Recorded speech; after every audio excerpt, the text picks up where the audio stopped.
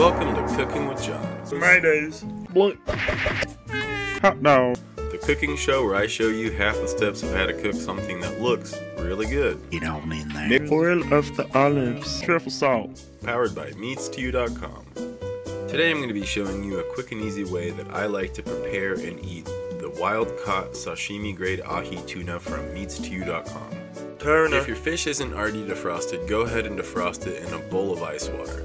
This shouldn't take too long for the fish to defrost and it'll keep it cold during the process.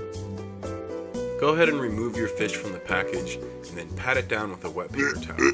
Make sure to get all the moisture off of the top and the sides. Now on to cutting.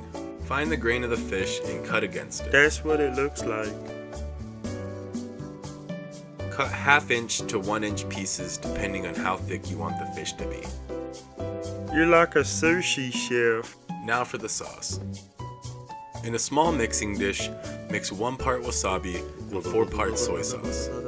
Use a spoon to do this to make sure to get all the clumpies out of the mix. Ooh, spicy. Add more wasabi or soy sauce to taste. And that is the way that I like to eat the wild-caught ahi tuna from meatstew.com. Look at that fish.